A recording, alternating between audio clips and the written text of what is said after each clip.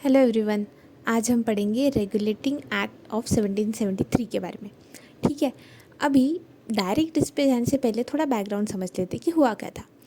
अभी Britishers India में आए थे, ये तो पता है। कब आए थे? इन द ईयर 1608 में Britishers came to India.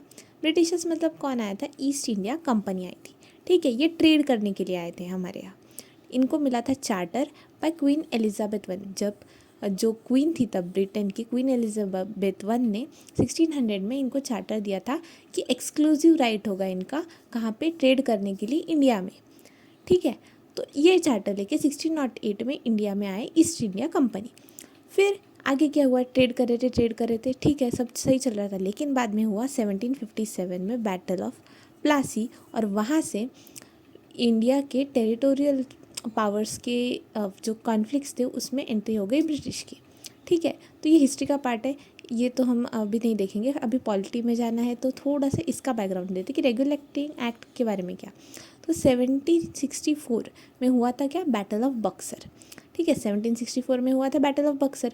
Battle of Buxar में कौन कौन पार्ट लिया था? एक थे नवाब ऑफ बंगाल, जो कि तब थे मीर कासिम। फिर नवाब ऑफ अवध शुजा उद्दौला, ठीक है, और मुग़ल एम्परर शाह आलम टू। ये सब का वर्सेस ब्रिटिश जीत गए। ठीक है, और फिर ब्रिटिश के साथ बाद में ये मुग़ल एम्परर को क्या करना पड़ा? इनकी दीवानी जो राइट्स थे उनको देना पड़ा ईस्ट इंडिया कंपनी को, क्योंकि ईस्ट इंडिया कंपनी जीत गई थी बैटल। ठीक है, तो दीवानी राइट्स मतलब क्या? Rights over revenue and civil justice. कौन सी स्टेट का, कौन सी जगह का? बंगाल का, बिहार का और उड़ीसा का। अभी rights over revenue and civil justice मतलब क्या? कि ईस्ट इंडिया कंपनी को ये राइट मिल गया कि वो बंगाल, बिहार और उड़ीसा से रेवेन्यू कलेक्ट कर सकते हैं और वहाँ के लोगों को सिविल जस्टिस दे सकते हैं। सिविल जस्टिस मतलब लोगों को जो नॉर्मल जस्टिस दिया जाता है, न्याय किया जाता है, वो राइट्स अभी किसके पास आ गए? ईस्ट इंडिया कंपनी के पास, क्योंकि वो बैटल ऑफ बक्सर जीत गए थे। ठीक है, तो अभी तक तो ये कंपनी क्या थी? ट्रेड कर रही थी। ठीक है, तो ट्रेड करती थी तब तक ठीक था। फिर अभी पॉलिटिक्स में एंट्री हो गई इसकी, तो अभी इसका एक बिगिनिंग हो गया एज अ टेरिटोरियल पावर, क्योंकि ऑफिशियली इनको दीवानी के राइट्स मिल गए। ठीक है, तो अभी 1764 से तो मिल गया राइट्स, तो अभी पैसा बहुत आने लगा। जितना मन चाहे वो टैक्स कलेक्ट करे। ट्रेड से होता था, फ़ायदा होता था, लेकिन अभी डायरेक्ट पैसा मिल रहा है ना, रेवेन्यू ले सकते हैं डायरेक्ट। राजा वाली फीलिंग आ गई, तो बहुत पैसा आने लगा, बहुत अमीर हो गए कंपनी के लोग ना, बहुत अमीर हो गए। तो यूके में, जो ब्रिटेन में जो लोग थे, अभी उनको तो लगेगा ना एक्सक्लूसिवली इनका ही राइट था ट्रेडिंग में इंडिया में, और अचानक से ये लोग इतना अमीर हो गए, ये लोग कर क्या रहे हैं? और इनको पता चलता है कि ऐसा ऐसा हो रहा है। तो वहाँ की जो गवर्नमेंट थी, गवर्नमेंट मतलब जो राजा रानी थे, तो पार्लियामेंट था और रानी थी। ठीक है, तो उनको लगा कि कंपनी पे थोड़ा सा शिकंजा कसना पड़ेगा, क्योंकि इनको पता चलना चाहिए कि हाँ, हम ही हैं इनके ऊपर, तो थोड़ा सा इनको कंट्रोल में रखना चाहिए, कंट्रोल में रखना पड़ेगा कंपनी को। इसलिए फिर रेगुलेटिंग एक्ट बनाया। रेगुलेट करना मतलब कंट्रोल करना। ठीक है, तो अभी इतना अंधा पैसा अगर किसी के पास है तो ऑफकोर्स बाकी लोग थोड़ी शांत रहेंगे कि आपने एक तो इनको एक्सक्लूसिव चार्टर दे दिया और अभी देखो ये लोग पता नहीं क्या कर रहे हैं, तो ऐसा वैसा, तो अभी हमारा नाम कटा रहे टाइप्स, तो देखो क्या कर रहे हैं। तो वैसे तो सबके इरादे कोई नेक नहीं थे, लेकिन इनको ऐसा पावर डोमिनेंस चल रहा था कि हम आपसे ऊपर है करके। कंपनी तो ब्रिटेन का पार्ट है ना, तो कंपनी के ऊपर मोनार्च है, क्वीन है। तो उन्होंने बनाया रेगुलेटिंग, ब्रिटिश पार्लियामेंट ने पास किया रेगुलेटिंग एक्ट ऑफ 1773। ठीक है, तो ये ना देखो, ब्रिटिश रूल दो हिस्सों में बांटा जा सकता है। एक कंपनी रूल, जब ईस्ट इंडिया कंपनी का पूरा राज था 1773 से 1858 तक, और क्राउन रूल मतलब जब डायरेक्टली अंडर क्वीन आ गई इंडिया, तो 1858 से 1947। ठीक है, तो कंपनी रूल में पहला था रेगुलेटिंग एक्ट ऑफ 1773। अभी इसमें क्या हो गया? देखो, अभी ना ये क्या करेंगे, ये थोड़ा सेंट्रलाइज करने की कोशिश करेंगे। अभी डायरेक्ट सिर्फ राइट्स है, तो एक गवर्नमेंट इस्टेब्लिश करने की कोशिश की गई है कि एक बेस बना रहे, ऐसा समझो। हाँ, तो अभी क्या किया, गवर्नर ऑफ बंगाल जो था पहले, ये पोस्ट थी, रॉबर्ट क्लाइव थे सबसे पहले गवर्नर ऑफ बंगाल, तो गवर्नर ऑफ बंगाल की पोस्ट को गवर्नर जनरल ऑफ बंगाल कर दिया। और एक एग्जीक्यूटिव काउंसिल बनाएगी जो कि 4 मेंबर्स की थी, जो उनको असिस्ट करेगी। ठीक है, तो ये गवर्नर जनरल ऑफ बंगाल। तो फर्स्ट कौन थे? Warren Hastings. अभी नाम बदल के क्या हो गया, गवर्नर ऑफ बंगाल को गवर्नर जनरल क्यों कर दिया? एक्चुअली इसके साथ पावर भी बढ़ा दी। देखो, गवर्नर ऑफ 3 प्रेसिडेंसी थी तब, बॉम्बे, मद्रास और बंगाल। तो पहले ना तीनों इंडिपेंडेंट थी एक दूसरे के, कोई किसी के अंडर नहीं था। लेकिन अभी इस एक्ट के बाद रेगुलेटिंग एक्ट ऑफ 1773 ने क्या किया कि बॉम्बे एंड मद्रास प्रेसिडेंसीज को बंगाल प्रेसिडेंसी की नीचे ला दिया। मतलब सबसे ऊपर कौन होगा? Governor general of Bengal. सबसे ऊपर गवर्नर जनरल ऑफ बंगाल होगा, इसलिए इसका नाम गवर्नर जनरल ऑफ बंगाल कर दिया। ठीक है, तो ये सब सबऑर्डिनेट हो गए गवर्नर बॉम्बे के और मद्रास के। ठीक है, फिर एक सुप्रीम कोर्ट बनेगा कलकत्ता में, ऐसा बना। ये एक्ट ने बोला कि एक इस्टेब्लिश किया जाए क्या, एक सुप्रीम कोर्ट। कहाँ पे? कलकत्ता में, जो कि बना भी 1774 में, फोर्ट विलियम में। ठीक है, तो यहाँ पे एक चीफ जस्टिस होंगे और 3 अदर जजेस होंगे। तो ये सुप्रीम कोर्ट किस लिए था? देखो, अभी ईस्ट इंडिया कंपनी के लोग पैसा कमा रहे थे, क्या तरीके से क्या कर रहे हैं, तो उनके ऊपर थोड़ा वॉच रखने के लिए। तो जो यहाँ पे जो ब्रिटिश लोग थे, उनके लिए ये कोर्ट था और ईस्ट इंडिया कंपनी के ऑफिशियल्स के लिए था। तब जब रेगुलेटिंग एक्ट ऑफ 1773 आया, तब सुप्रीम कोर्ट के जुरिस्डिक्शन में इंडियन लोग नहीं थे। ये जो सुप्रीम कोर्ट बना है, इसके जुरिस्डिक्शन में इंडियन नेटिव्स नहीं थे। सिर्फ और सिर्फ कौन थे? ब्रिटिश सब्जेक्ट्स और ईस्ट इंडिया कंपनी के ऑफिशियल्स। ठीक है, फिर रेगुलेटिंग एक्ट ने और क्या किया? देखो, प्रोहिबिट किया सर्वेंट्स को। कंपनी के जो लोग थे उनको प्रोहिबिट किया कि आप प्राइवेट ट्रेड नहीं कर सकते। आप लोगों से, इंडियन जो लोग हैं, यहाँ के नेटिव्स जो लोग हैं, नेटिव मतलब यहाँ के जो मूल लोग हैं, उनसे आप प्रेजेंट्स नहीं ले सकते, ब्राइब्स नहीं ले सकते। एक्चुअली क्या हुआ ना कि कंपनी के पास चार्टर था क्वीन का, तो कंपनी ट्रेड कर सकती थी ना, लेकिन कंपनी के लोगों ने इसका फ़ायदा उठाया। जो सर्वेंट्स थे, जो ऑफिशियल्स थे कंपनी के, उन्होंने क्या किया कि कंपनी का ट्रेड तो चलता ही था, उसमें ये लोग खुद का प्राइवेट ट्रेड भी चलाने लगे, तो वो चार्टर का यूज़ करके। ठीक है, तो आपको तो परमिशन है ही नहीं ना, फिर भी आप कर रहे हो, प्राइवेट ट्रेड में जा रहे हो, तो आप नहीं कर सकते। ये प्रोहिबिशन ला दिया, तो रेगुलेट कर रहे, देखो, तो प्रोहिबिट कर दिया, इसलिए ये सुप्रीम कोर्ट भी बनाया गया। ठीक है, तो ये कंट्रोल ही दिखा रहा है क्राउन अपना।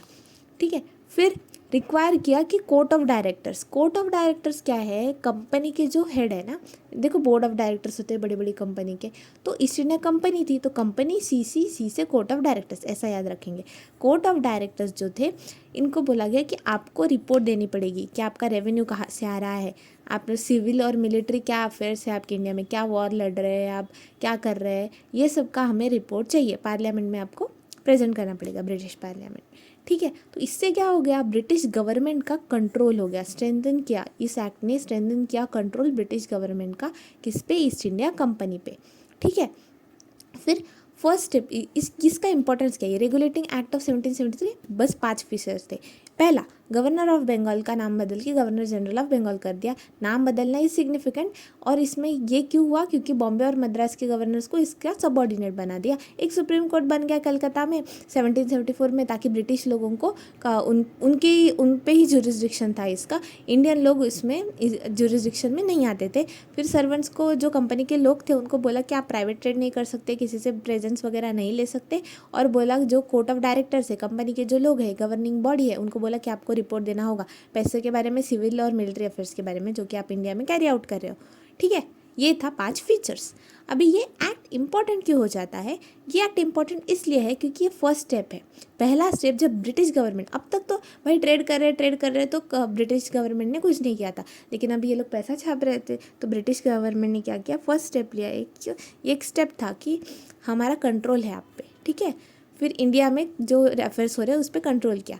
ठीक है, फिर रिकॉग्नाइज किया पहली बार political and administrative functions of the company. हाँ, अभी इनको तो ईस्ट इंडिया कंपनी को ट्रेड करने के लिए ही भेजा था, बराबर ना, लेकिन फिर भी ये पॉलिटिकल सेटअप करके बैठे हैं, एडमिनिस्ट्रेशन चला रहे हैं अच्छा खासा। तो अब तक तो ब्रिटिश गवर्नमेंट ने इसको रिकॉग्नाइज नहीं किया था, लेकिन अब अगर उसको रेगुलेट करने के लिए एक्ट पास कर रहे हैं, मतलब अपने आप इसको रिकॉग्नाइज करना ही हो गया ना। आप अगर किसी चीज़ को बोल रहे हैं कि मैं इसको कंट्रोल कर रहा हूँ, तो आपको पहले मानना पड़ेगा ना कि हाँ, ये चीज़ एग्जिस्ट करती है। इसलिए ये रिकॉग्नाइज किया गया इस एक्ट के द्वारा फर्स्ट टाइम कि पॉलिटिकल और एडमिनिस्ट्रेटिव फंक्शंस है ईस्ट इंडिया कंपनी के इंडिया में, और फाउंडेशन बना गया सेंट्रल एडमिनिस्ट्रेशन का इंडिया में। देखो ना, एक सेंट्रल एडमिनिस्ट्रेशन बना। सेंट्रल क्यों एडमिनिस्ट्रेशन बना? Governor of presidencies of Bombay, Madras और बंगाल तीनों थी, और तीनों अलग अलग अपना काम करती थी, बराबर। लेकिन अभी सेंट्रलाइज कर दिया, सबको गवर्नर जनरल ऑफ बंगाल के नीचे ला दिया, मतलब एक सेंटर बन गया ना। तो ये हो गया रेगुलेटिंग एक्ट ऑफ 1773 का इम्पोर्टेंस। अभी इसमें कुछ लूप होल्स थे जिसको अमेंड किया गया, मतलब कुछ, अभी इतना सब रेगुलेशंस आ जाएगा तो कुछ प्रॉब्लम्स भी तो होंगे ना। कंपनी के लोगों को अच्छा थोड़ी लगेगा कि अचानक से आके हम पे इतना रेगुलेशन लग गया। और कंपनी के जो लोग अभी तक काफ़ी अमीर हो चुके थे, बहुत पैसा कमा चुके थे और रिच इन्फ्लुएंशियल पीपल का पार्लियामेंट में भी उनके कनेक्शंस थे, तो उनका था कि भाई इतना नहीं चाहिए हमें, कुछ हमें भी थोड़ा सेटलमेंट करो हमसे। तो ये एक अमेंडिंग एक्ट बनाया गया 1781 में। 1781 के अमेंडिंग एक्ट को बोलते हैं एक्ट ऑफ सेटलमेंट। ठीक है, तो ये बनाया गया था ताकि डिफेक्ट्स जो थे, सो कॉल्ड डिफेक्ट्स, रेक्टिफाई करने के लिए रेगुलेटिंग एक्ट ऑफ 1773 के। तो इसमें क्या बताया गया, देखो सुप्रीम कोर्ट जो बना था वो ब्रिटिश के लोगों के लिए बना था, है ना, और ब्रिटिश सब्जेक्ट्स और ईस्ट इंडिया कंपनी के ऑफिसर्स के लिए। तो इसमें ना गवर्नर जनरल को भी इंक्लूड किया था, गवर्नर जनरल और उनकी काउंसिल को भी। तो क्या हो गया, पावर क्लैश हो गया कि गवर्नर जनरल और उनकी काउंसिल बड़ी कि सुप्रीम कोर्ट बड़ा। एट द एंड क्या किया था, गवर्नर जनरल को बहुत पावर मिल गया था ना, क्योंकि गवर्नर ऑफ बॉम्बे और मद्रास भी उसके अंडर आ गए थे, तो सुप्रीम मतलब ऐसा ऊपर वाला पोजीशन उसका था। लेकिन अभी सुप्रीम कोर्ट के अंडर अगर वो आ गया तो उसका पावर ज़्यादा कि सुप्रीम कोर्ट का। तो फिर बोला गया नहीं नहीं, अमेंड कर दिया कि नहीं नहीं, ये जो गवर्नर जनरल है और उनकी काउंसिल है, जो भी उनकी ऑफिशियल कैपेसिटी में, जो उनकी पोस्ट पे जो वो काम करते हैं उनकी कैपेसिटी में जो भी काम करेंगे, तो वो इस सुप्रीम कोर्ट की जुरिस्डिक्शन में नहीं आएगा। और ईस्ट इंडिया कंपनी के लोग भी जो अपने ऑफिशियल कैपेसिटी में जो अलाउड है वो करना, वो करेंगे तो वो भी हम सुप्रीम कोर्ट के जुरिस्डिक्शन में नहीं आएगा।